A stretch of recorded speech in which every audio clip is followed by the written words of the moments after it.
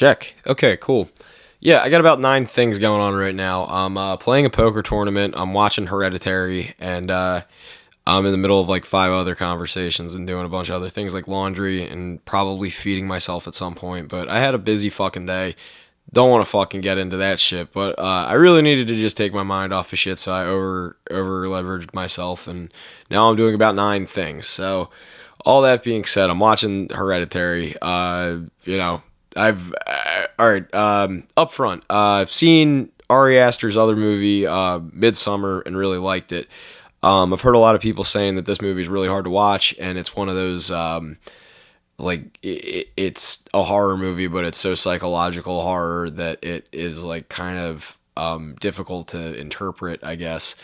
It's a mixed bag, but for the most part, I've heard a lot of my friends that I trust their movie opinions say it was a good movie.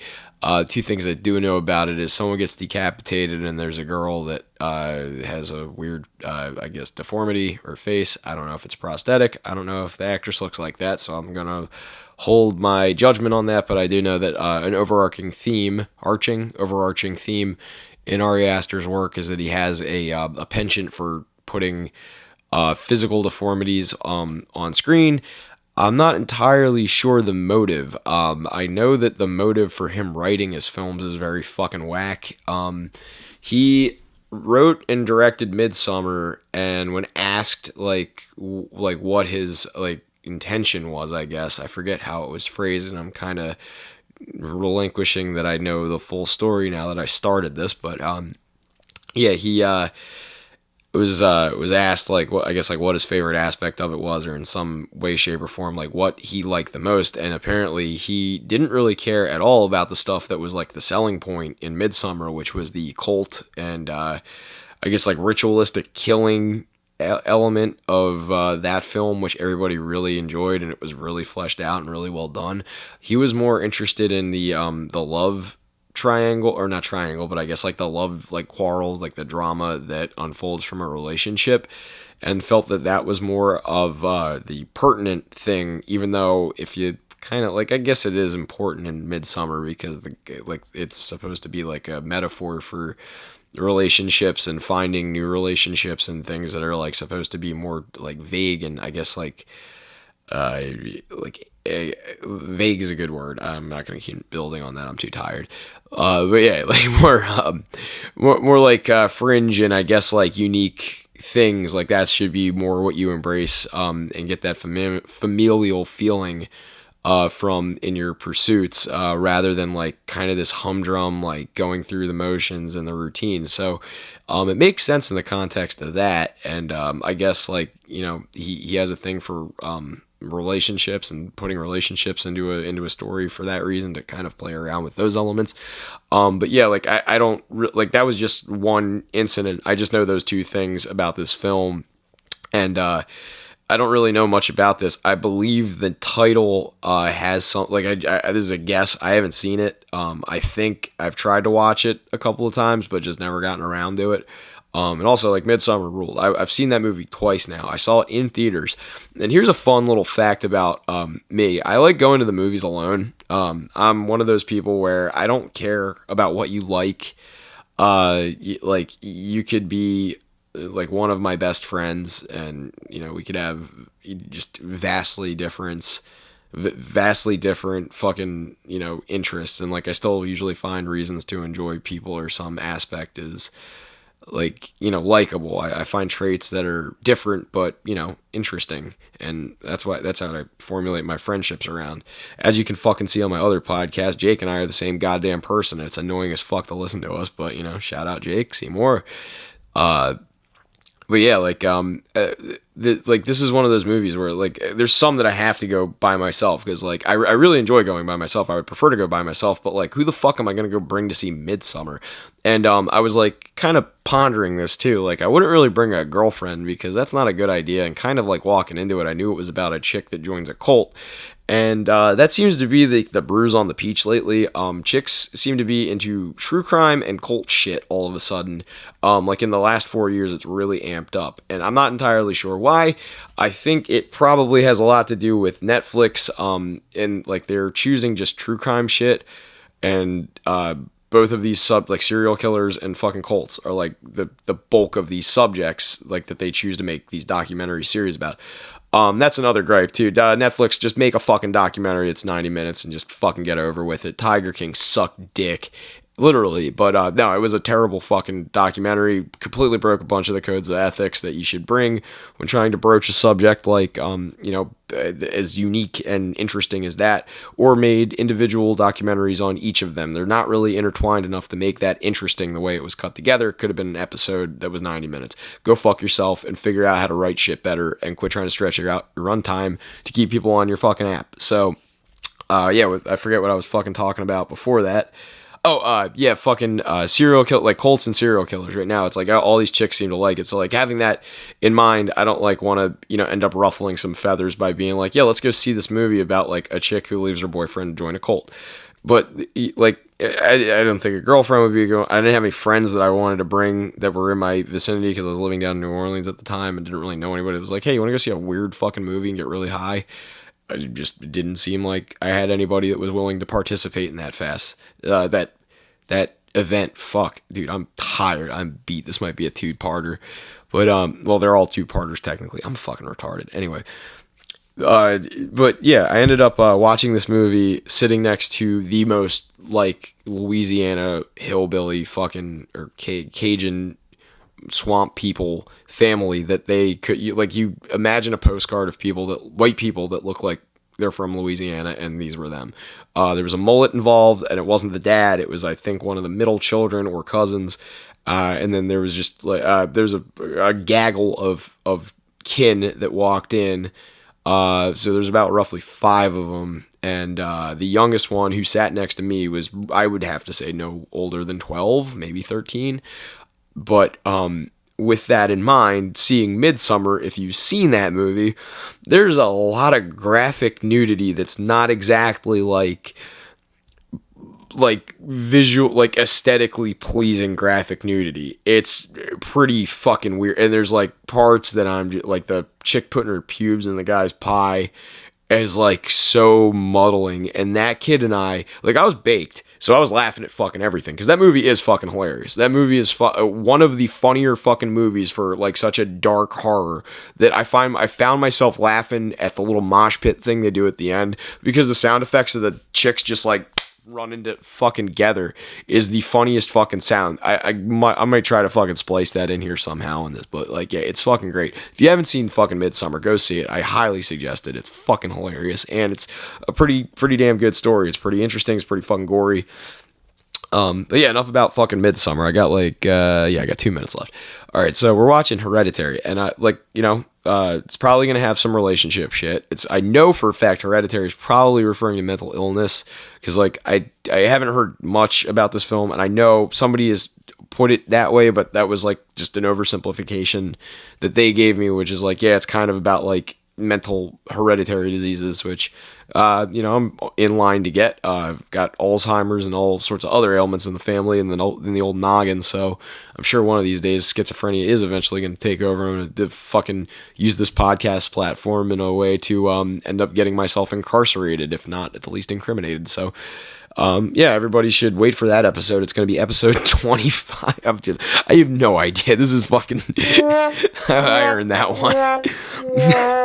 This is what I get for trying to take myself too seriously. I'm just having fun. I'm over here fucking letting some fucking steam out after a long night's work. So yeah, I'm also going to be playing a poker tournament, so I might not. There's going to be a lot of subtle nuances I miss on this one. It's good chances it's just going to be like my worst episode to date. I still think that I had more passion with Stowaway. Stowaway was pretty. Fucking Grand Isle probably. That was the worst one. I hate watching my own fucking work, and it's like it's annoying to fucking have to say like, yeah, I worked on this, and the whole reason I'm watching it is just to trash it and say what a waste of fucking time that was watching that after wasting my time working on it. So let's watch something good. Hopefully, if it's on in the background, I don't get too distracted by my fucking shit. But without further ado, we are watching Ari Aster's Hereditary. I don't even know why I keep doing that. I mean, it's just like a nice way to kind of mark out the transition from seeing the movie to not doing a good job of explaining what I just saw. Fuck, I am high and tired, and this movie took me 2 fucking days to get through, but holy fucking shit that I love this thing.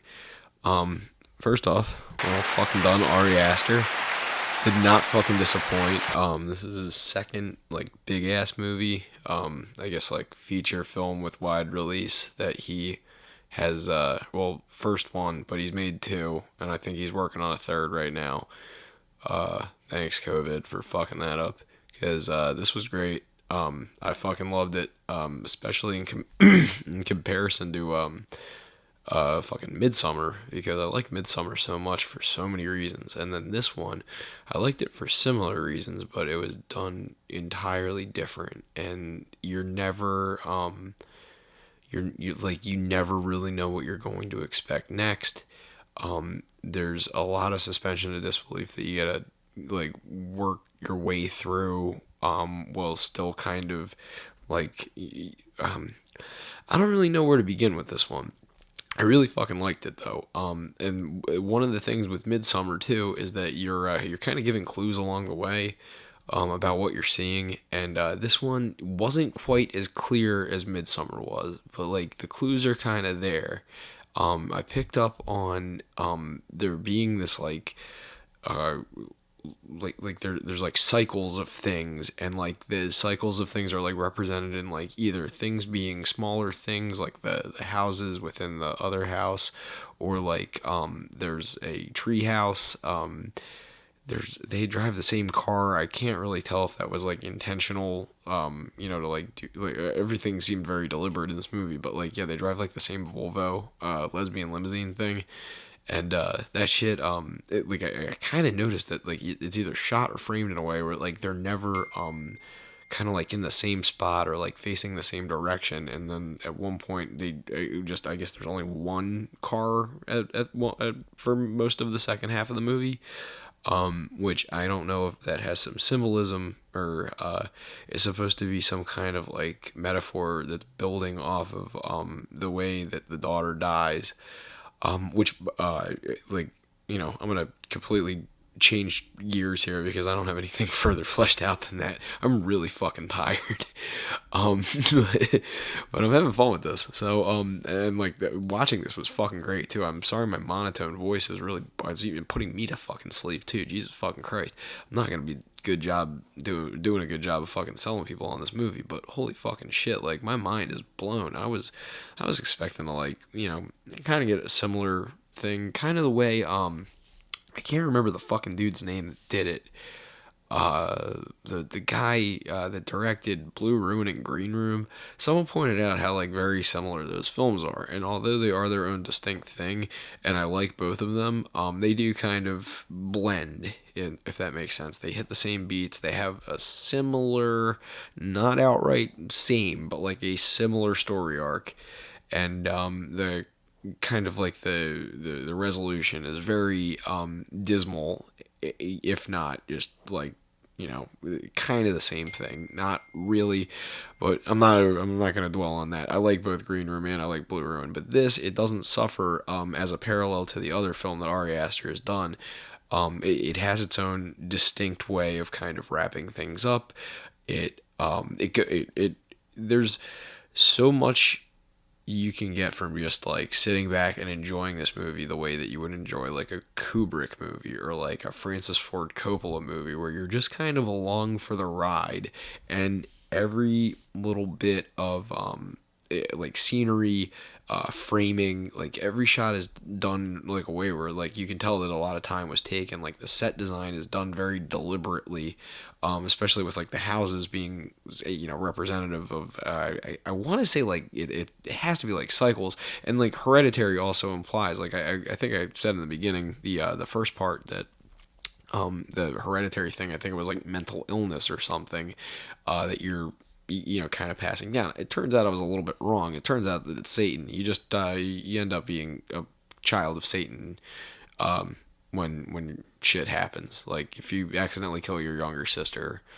you turn into the eighth king of hell or whatever, and then you have a bunch of frumpy old people that get naked and worship you in a treehouse, which is pretty badass. I mean, like, I'm not saying that's for me. I don't think that's I don't think that's what I want. I'm not sure if I'm comfortable with that existing in the world, but yeah, it does. And I don't mean that like, I just mean that like this film exists in the world, because it is fucking frightening.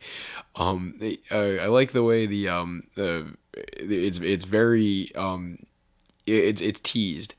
There's this thing in storytelling where if you reveal a gun in the first act, it has to be used by the third act. And I think that they do this really good job of very subtly setting up the the red, like she's, after the daughter dies, the mom starts spending so much time in the treehouse with the heater on for whatever reason. Because you're being kind of like goaded into believing that this chick is like schizo, and having like a hysterical trauma, like PTSD or like some kind of crazy disease that's like actually like a physical reaction to like something that's happened in real life. And yeah, like you just kind of assume that, but there's like this red glow that's coming from the window, and I was like, you know what? I got a feeling like that is gonna be like I believe the expression is Deus ex machina, but I don't think it's like the key that unlocks everything. But yeah, even if I'm not using that right, go fuck yourself. It sounds good on mic. I'm having fun, fucking, fucking, people are liking it.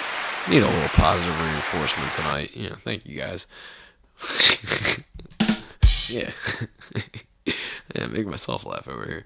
Yeah, yeah, the like everything just it's wrapped up real neat, and you don't know what, because there's the I like the dreamscape thing too, because dreamscape is always like one of those it can easily become a pitfall of really bad storytelling, or even just like trying to overly emphasize dreams. There's a movie, fuck, I think it's called Sucker Punch. It's just basically live action anime where the context of it is that these girls have to perform dances for people while they're I guess like at a boarding school or like an orphanage or something, and the way that they mentally go elsewhere is they like imagine some other shit. And yeah, it's really poorly executed, and really just like, if you want to beat off the skinny chicks dancing, skimpy Japanese fucking schoolgirl outfits, if that's your fucking speed, fucking Sucker Punch is your film. You will not be welcome in my house if you come over bearing the gift of that fucking film, and in fact, you deserve to be on an FBI. I feel like I deserve to be on an FBI fucking watch list after half of the shit I've fucking seen coming out of the country of Japan, and being regarded as cinema. And I'm not just talking about like hentai and like fucking anime and shit. I'm talking like The Men from Behind the Sun is an excellent fucking example of like, how the hell did you get away? If you don't know anything about that film, I highly recommend you fucking Google it right now. And also Google what a vivisection is. That's you're gonna need that as some context too. But anyway, back to Hereditary. I like the.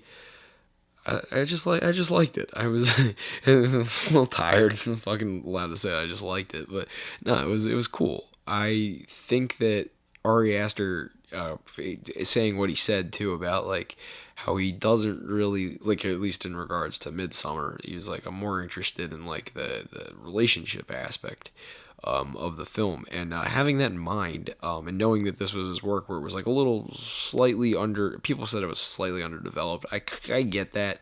I don't think that it was underdeveloped as much as it was just, it really savored its time. But I kind of, with having that context of knowing now how he writes his films, think that you can really see how he interprets like the subject of like not only grief and loss, but like the way a family kind of like comes together around that. And then this is like the complete inverse reaction of like what you would expect. Like most of the time you expect people to like become more open or like closed off, or like just have this like, natural reaction, like go in some direction and then kind of cling to that. This is just this like numb fucking like tormenting, like it's a psychological horror as much as it is like very much a body horror. But like the marriage of the two are fucking, the elements are fucking great. It's so perfect. You don't know what reality is as opposed to like, cause they introduced the dream. Like I fucking got off subject again. Then I was fucking bitching about anime.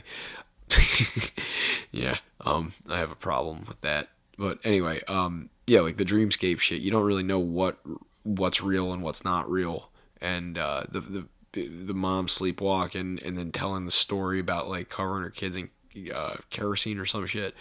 Like it's very like, okay, you're thinking like the mom always had some like underlying shit, and that was like what was passed down to the son, who's dealing with the grief in his own way, and then the father's just kind of like this, byproduct of the whole thing. Like you're, if anybody is going to be like the muse, for you to like kind of interpret the story through, it's just the father. And what's great is they nail the fucking character of the father is just trying to like hold it together, and everything is going against him, and he's like he knows he's trying to be there for his wife to keep his kid happy, but like the kid's acting weird and the wife is acting weird, and the guy's just like trying to fight. Like I think at one point there's just a fucking shot of him like drinking whiskey at a desk and like in front of a keyboard with no computer, which like that you fucking nailed it right there. That's like the 21st century lazy boy in front of a TV on a Sunday. Like you fucking knocked it out of the fucking park.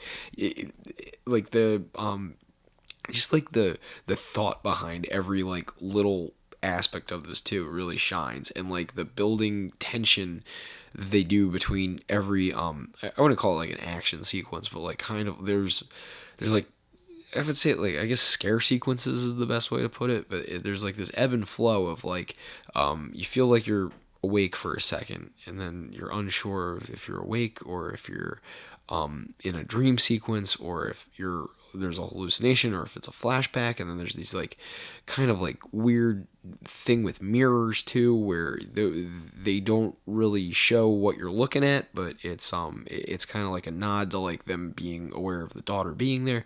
It's just very very very fucking like brilliantly fucking balanced and framed, and like I don't know, it's a very easy film to watch if you know anything about semiotics, which is a really fucking douchey way of saying like the way shit looks on a television. I highly recommend it. Like it's fucking very super clear in 4K. I watched it on DVD, and even in DVD it came through fucking beautifully. Which like not enough props I think go towards Ari Aster and the set designers, because like I know in Midsummer they made that whole fucking set and it was great. The set design was fucking fantastic too. But the thing that I said was like kind of like an overarching theme or motif maybe between his films, it was the thing about like deformities, and the girl they used, who is fucking Ben Shapiro's daughter. No, not really. I think her last name is Shapiro, but she was really good in it. She's only in it for about like 10, 15 minutes, and then gets her head fucking sliced off by a telephone pole, which metal, fun. The fucking set designers made that fucking prosthetic look fucking awesome, and there's like all these other dead bodies that are intermittently discovered throughout the house and whatnot, which is pretty fucking cool. They did an excellent job on all that. But yeah, like just like the very deliberate nature of that complemented very well. Like it felt authentic. It felt like somebody's house. It felt like somebody, like you were observing like this family going through like a mental crisis. And one of the ways that is also conveyed, not only from like just the backdrop, but the characters themselves are very like real people. You don't feel like it's like Netflix where you're watching like this diverse cast of physically fit chicks, and like the dad's got a 6-pack and the mom's like, she's supposed to be like 50, but she's got the tits of a 30-year-old. Yeah, that's not real. Oh, and the kids are like supposed to be in high school or whatever in Netflix, and yeah, they look like they're in their mid-20s. And yeah, like I don't fucking know. Netflix, get your shit together with the casting. Like, quit fucking, like just shoehorning fucking any actor that has a pulse and they have a biracial background into it. Not that I have any problem with that. I just am like, it's not even fucking subtle anymore. Like, the diversity quota thing needs to fucking knock. Like, just make a fucking good film. Like, they're really starting to suffer because of this shit. And it's not at the quality of the actors or anything either. It's just like, where am I supposed to identify with this shit? Like, I don't understand any of this.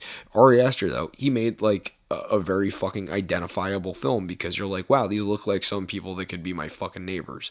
They're kind of semi-secluded. They look like real fucking people, and it like the daughter, I guess the daughter's deformity thing is like kind of like that's not really like even addressed. I don't think that it's supposed to be a deformity. She has a peanut allergy. I understand that much, but like, yeah, there's like something a little off about her. I'm not entirely sure what. I saw a picture of her on IMDb. She looks fucking perfectly normal, but yeah, in Midsummer, there's just like there's like this theme of like inbreeding that it kind of goes like under the table. Up until like a certain part when the film does start going haywire, and you realize that they like selectively breed to like get basically like an inbred child that has certain features so that they're able to communicate with God better or some shit. Very interesting framing, but like it also features people with very specific deformities, and like, not being insensitive or anything. Although you could probably argue that this is cancelable. Please cancel me. I don't want to go to work anymore. I will gladly take up heroin and being homeless in exchange for more podcasts if you guys just cancel me immediately. And I think the studio audience agrees. Yeah, this should be probably burned. But no, like I'm not really sure what that means. I know that they have a certain reason for it in Midsummer, but I don't know what it really is here, other than like there's a very like distinct, like authentic feel to the family. There's a lot of authenticity in this. I would say the least authentic part would have to be that the kid was like. And another thing, what fucking state is this supposed to take place in? Because I noticed like some Ohio tags or Utah tags, and then someone's got like an Arizona tag. I can't figure out what fucking state that's in. That kind of bothered me, but that's other than that, it's only minor nitpick. What are we at? 17 minutes? All right, I'm gonna hop off this. Before I say anything else stupid. Yeah, overall, Midsummer. Fuck. Nope, wrong one. Yeah, there we go. Yeah, really doing it. No, Hereditary. Fucking awesome movie. Ari Aster, you're still kicking ass. You're no Denny Villeneuve, but you're doing your own thing, and I really fucking respect it. You make a great horror movie that it takes you by surprise. If you like slow burns, I highly recommend it. And I have a sec too. If you get the chance, I think I'm gonna do one on this movie that I really, really, really like. That kind of reminded me of this, and I haven't thought about it in a while. But there's a movie on Hulu or Netflix, one of the two, called The Lodge, and it's also a slow burn like this, but it's like kind of psychologically, captivating. So, without further ado, I'm going to fucking sign off because I'm getting loopy and tired, and I have to answer people on the phone. But thank you for listening, and I don't know, go fuck yourself. I don't know, go fuck yourself. I don't know, go fuck yourself.